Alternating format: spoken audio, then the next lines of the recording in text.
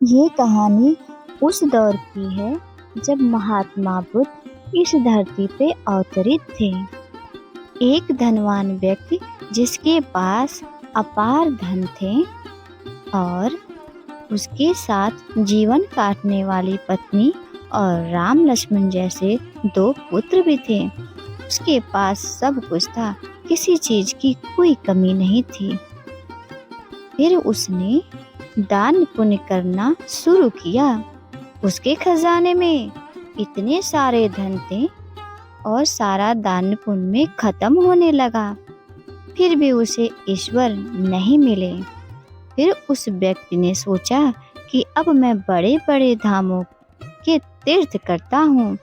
उस व्यक्ति ने कई सालों तक तीर्थ स्थानों के दर्शन किए। इस प्रकार उसके 20 साल बीत जाते हैं, लेकिन फिर भी उसे ईश्वर नहीं मिले।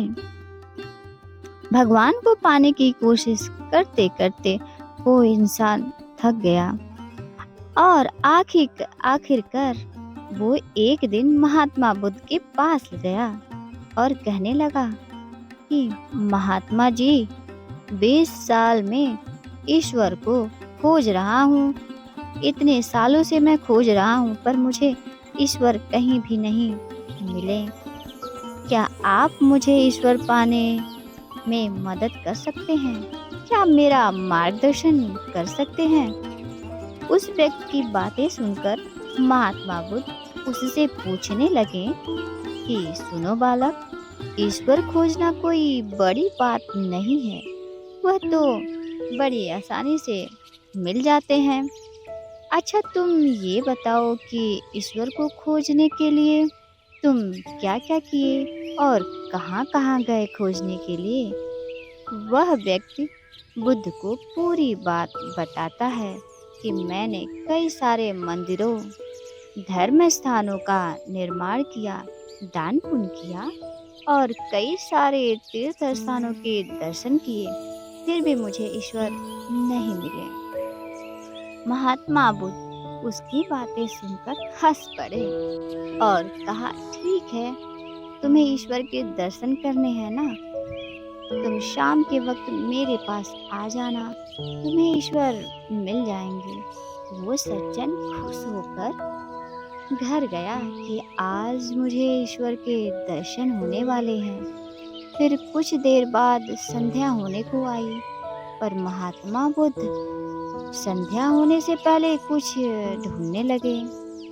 शिष्यों ने आकर पूछा कि गुरुजी, आप क्या ढूंढ रहे हैं? महात्मा बुद्ध ने बताया कि मेरे पास एक कीमती मोती था, परंतु वो कीमती मोती खो गया है, उसे ही ढूंढ रहा हूँ। महात्मा बुद्ध की बातें सुनकर उस मोती को ढूंढने लगे। उनके शिष्य भी सभी मोती को ढूंढ ही रहे थे कि इतने में वह व्यक्ति वहां पहुंच गया। उसने देखा कि कुटिया के बाहर कुछ बुद्ध और उनके शिष्य कुछ ढूंढ रहे हैं। उस व्यक्ति ने बुद्ध के पास जाकर पूछा कि गुरुजी, आप सब क्या ढूंढ रहे हैं? महात्मा बुद्ध ने बताया कि मेरा कीमती मोती खो गया है, उसे ही ढूंढ रहे हैं। यह सुनकर वह व्यक्ति भी उस खोए हुए मोती को पूरी लगन से ढूंढने लगा। ढूंढते ढूंढते रात होने को आई, पर मोती कहीं भी नहीं मिली। वह व्यक्ति परेशान हो गया और परेशान होकर के फिर महात्मा बुद्ध से पूछा कि गुरुजी, ये बताइए कि आखिरी बार आपने मोती को कहाँ देखा था? जरा ठीक से याद कीजिए। महात्मा बुद्ध सोचकर बताते हैं कि आखिरी बार मैंने मोती कुटिया के अंदर देखा था।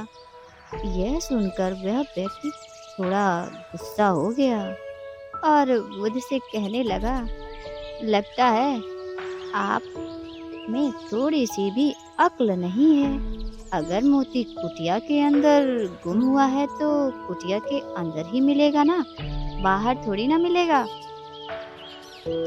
आप सब व्यर्थ में बाहर इधर उधर ढूंढ रहे हैं, मुझे भी अपने साथ ढूंढवा रहे हैं। आप अपना तो समय व्यर्थ कर ही रहे हैं, साथ में दूसरे का भी समय व्यर्थ कर रहे हैं। फिर महात्मा बुद्ध उस व्यक्ति के सामने देखकर मुस्कुराने लगे। वह यह देखकर उस व्यक्ति ने बोला कि महात्मा जी, आप हंस रहे हैं, मुझे कुछ समझ नहीं आया। महात्मा बुद्ध बोले कि पुत्र, मैं तुम्हें यह बुलाकर यही तो समझाना चाहता था कि ईश्वर तुमको 20 सालों से बिना सोचे समझे इधर उधर जो ढूंढ रहे थे, उसे तुमने कभी अपने अंदर की कुटिया में खोजा कि नहीं?